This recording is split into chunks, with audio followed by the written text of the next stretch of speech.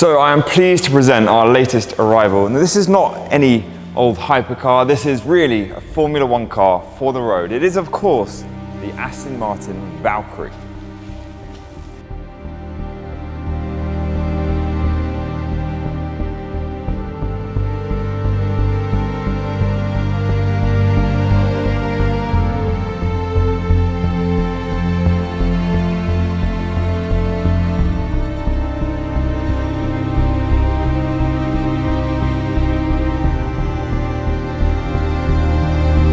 Now, there are so many amazing details on this car. I probably could have done a video of 50 things you'll love about the Valkyrie, but I've done my best to squeeze 10 into a top 10 list of things you're going to love about the Aston Martin Valkyrie.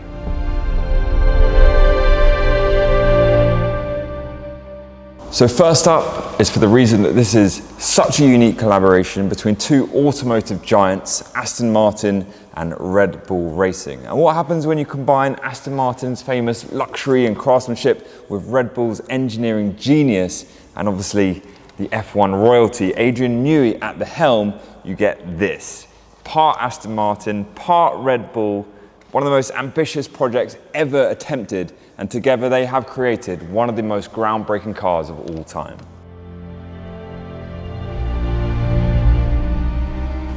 So developed by a company called Ricardo specifically for the Valkyrie, it is in fact a 7-speed single clutch sequential gearbox, so absolutely everything is done on these paddle shifts. There is no automatic mode. And while most hypercars do come with dual clutch transmissions for those ultra quick, smooth gear changes, the Valkyrie does sort of buck the trend with a single clutch gearbox. Why is that? First of all, it's way more compact, so it fits much neater into the car, and it's also way lighter. Every gram of weight and every inch of space mattered so much when designing the Valkyrie, so the single clutch gearbox was a big win. It's also the exact type of gearbox you find in a Formula One car, so again, tying the links to the F1 heritage.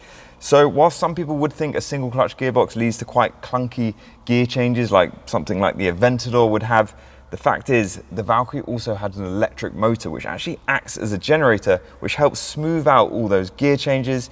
Also, the electric motor acts as the reverse gear. And what's really impressive, I think, about this gearbox is how easy the car is to sort of maneuver in the lower gears. You know, just moving it around the showroom is actually really simple and easy. You don't get any sort of jerkiness. It's really smooth. And obviously, this is still a race-bred, super raw gearbox with that mechanical feel and the higher gear changes.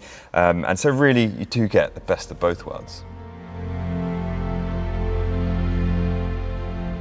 So another F1 derived feature is this part just here. This is actually the crash structure. Much like it is on an F1 car, it's there as a legal requirement to protect the driver. But this being a road car, it actually sort of doubles up as the rear bumper as well, because everything else back here is just diffuser and aero and exhaust. So this actually part back here has quite a few different jobs. If you look closely, you can see one of them is the charging point for the 12-volt battery, which is incredibly important. You've also got your towing eye section here. You've got your reverse camera. You've also got the light illumination up here, just to illuminate that rear plate. You've also got your reversing light here. And you'll notice just on the sides here, you've got 2 slots either side. And that's because there are no traditional sort of jacking points on the back of the car at all. So you can't just jack the car up if you're looking to do a bit of maintenance. What actually happens is you get a whole brace that goes through here, and the whole car has to get lifted into the air. Again, a bit like a Formula One car. And then you've, of course, got that whole carbon shell. And inside, this bit's actually metallic. It's one of the only metallic parts of the car, because pretty much everything else is carbon. But just, I think, for such a small little piece that's doing so many different jobs, it's incredibly impressive. Because if you thought the Aston Martin Valkyrie didn't already look like something from another planet, these gull-wing doors add another dimension. So of course they open upwards rather than outwards, and they make every exit and entry feel like you're stepping in and out of a fighter jet. But they're not just there for drama. The shape of them is actually sculpted to fit with this wide carbon tub, obviously the ultra tight cabin, and not to interfere with the roof scoop. And the finishing touch is that they have a soft close function, so you never have to slam them, they just neatly close with a gentle push. So onto the cockpit, and as you might expect, it is incredibly snug in here, but the sense of occasion just by sitting here is remarkable. So onto the seats, or sort of lack of seats. On this example, you just have these squab cushions which just sort of lie back on the top of the carbon tub. There is an option to actually bolt in some sort of carbon shell seats which give you a little bit more support, which you might want if you're using the car on track. But you can sort of get a pretty interesting driving position, a bit like an F1 car. You kind of lie back a bit, your feet are up in the air, but on this car, on the Valkyrie, you do have movable pedals, so you can actually move them back and forth, and you can move the steering wheel a bit as well. But for someone like me who's 6'1", it's quite hard to get comfortable in the car. I can understand why most F1 car drivers are relatively short.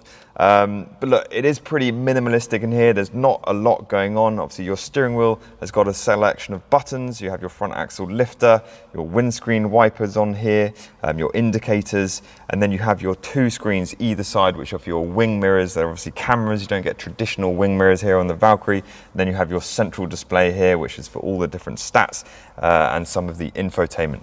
One other very interesting quirk of the Valkyrie is you get supplied 2 sets of headphones with a little mic as well. That's because in the cabin, when the engine is on, it is incredibly loud. You can't even hear yourself speak. So between yourself and the passenger, you can actually talk to each other with your headphones on. There's also actually a little mic on the outside of the car, which actually feeds in any road noises into the headphones, just for any safety reasons.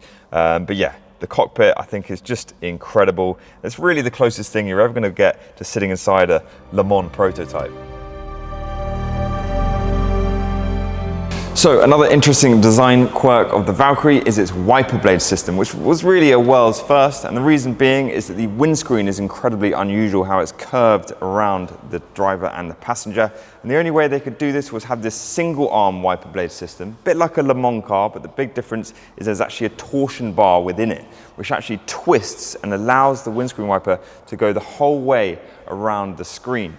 And the only way they could actually test this was actually in a wind tunnel for high-speed trains. Because they had to test it at 220 miles an hour, the high-speed train wind tunnels was really the only environment where they could actually put water on top of the screen. The other really interesting thing is the manufacturer for the windscreen wiper was actually the same manufacturer that made the wiper blades for space shuttles. So really, this is aerospace technology right here. So now onto the Aston Martin badge, where you might think this is hand painted, you might think it's a sticker, but in actual fact, it is an ultra thin metallic badge. And it's actually a process of storing it in a fridge. Because it's so soft and delicate, they keep them in a fridge to keep them taut before they're then applied onto the car under the lacquer so as not to disturb any of the airflow on top of the car. So there were only 150 Valkyrie coupes built worldwide, considerably less than a LaFerrari, even less than a McLaren P1, and of course less than a Bugatti Veyron. Each car is individually numbered, so you get a little plaque here which shows you what number yours was, this being number 49 of the 150. There were, of course, also 85 Valkyrie Roadsters built. Aston also made 40 Valkyrie AMR Pros, which are track only, so 275 in total, still an incredibly low number. And obviously when it comes to build numbers, the less the better in terms of the collectability.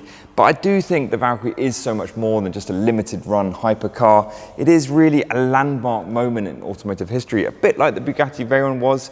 You know, it pushed the envelope, it redefined what a road car was. And I think for that reason, it's going to carry a lot of weight. And especially when we're in an era of pushing towards electrification, the fact that this has a naturally aspirated V12, yes, it does have a hybrid element, but I think this is going to be one of the all-time great V12s, and I think a serious investment piece for the future. So now onto that V12, and what an engine this is. A 6.5 litre naturally aspirated V12 built by Cosworth, and it is a true masterpiece. I mean, look how compact it is for a V12, just sitting so neatly in there. But what's probably most impressive is the fact that it revs to over 11,000 RPM. I mean, that is insane. It also does 1,000 brake horsepower. There is an electric motor as well, which adds another 150 odd horsepower, but it's not really about the power, it's really about the theatre, which is why I think you're gonna love this engine so much. It really does have a spine-tingling sound. It is razor sharp, completely unfiltered, and when you hear this thing going around a track, it is mesmerizing and it is ear-piercing. There is a reason why you have to wear headphones in the car, because it really is that loud.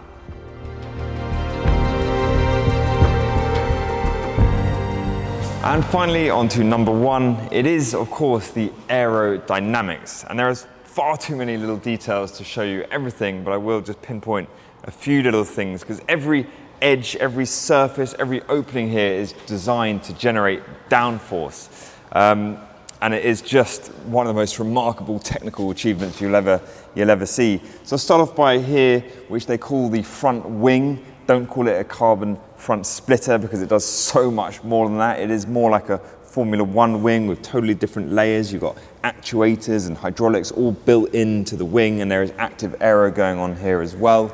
And then onto the side, where you'll get this very unusual sort of blade going directly underneath the car, and it is a turning vane, and it's a way to split what they call dirty air and clean air. You get the dirty air coming from the tires, which they want to direct out onto the road, and you get the clean air coming underneath the car. And that's one of the big things on the Valkyrie, is how all the downforce is generated from underneath the car. And then these, what are sort of curtains, which actually seal the air underneath the car, which is generating all that downforce. And that's one of the reasons they don't need a massive wing like you'll find on something like a GT3 RS, because everything is coming underneath. And that's why you have these huge Venturi tunnels. I mean, look how big they are. I've actually managed to pretty much crawl underneath almost the entire car, and it is such an unusual design and such a wow factor. But the main reason it is like this is because it generates all that downforce. But there's all sorts of little things. There's air cooling coming through the lights. I mean, you can look directly into this car and see all the suspension. I mean, there's just so much going on. I can't even begin to get to the bottom of it. But that is really it. There's lots of videos online. You can go into a lot more depth. But those are the 10 things I think you're going to love about the Aston Martin Valkyrie.